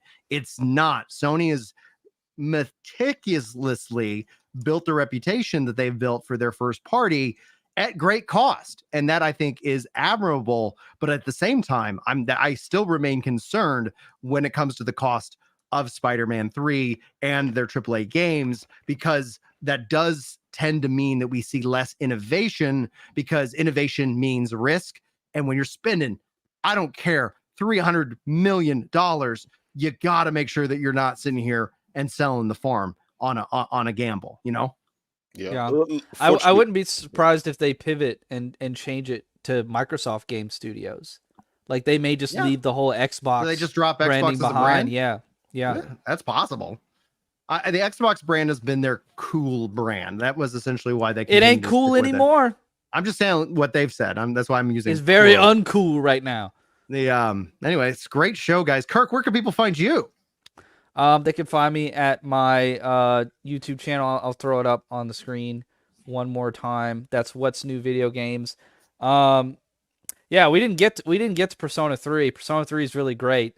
It's great. That's the review. Maybe we'll talk. Maybe we'll talk about it. Maybe we'll 10 out of 10 basically. But yeah, maybe we'll talk about it at some point later on Work the Game. But if you want full reviews that I put a lot of work and effort into, you can go find a Tekken 8 review over there and a Suicide Squad Kill the Justice League review over there.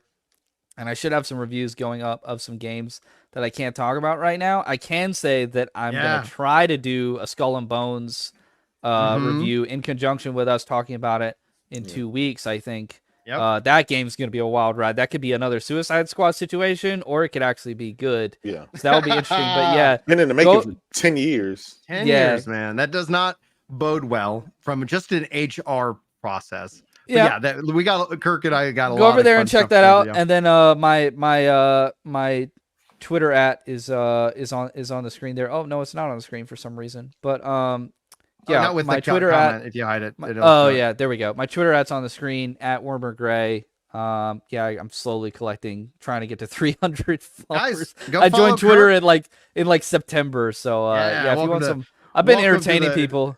Yeah, welcome to that, guys. If you also enjoyed the show and you haven't already, hit like the tweet, repost, clip it up, meme on it. I look forward to it. Tons tag of me clips, in any, hopefully. Yeah, tag me in anything. my that you rant guys in produce hour from it. one. I That's want to see good. that somewhere. I like how chat was like, this is the spice that Work the Game need. It's like, well, I Yeah. mean, we can't manufacture the news. We can only just cover it and break it down. Jay, We don't have thank to you. right now. Yeah. Oh, thank Jay, you. thank you so much for your time today, dude. You are like honestly a real treat. I know a lot of people meme on like, the Twitter thing is Twitter thing, but like you are just an absolute class act of a guy. Kirk, you're awesome. I love your passion, and it's going to be fun to watch how this processes, because I'm not trying to diminish anybody's feelings. I'm just me, and it is Only be it You is are what it very is, much right? you. Yeah, only very be much you. me. Yeah, Yeah, only exactly. be So you. guys, thank you so much again for tuning in. Hopefully you enjoyed the show. Hopefully we will see you in the next one. But until then, take care. Peace.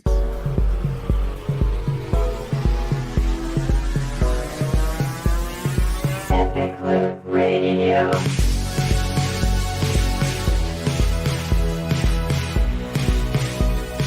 Epic Loot Radio.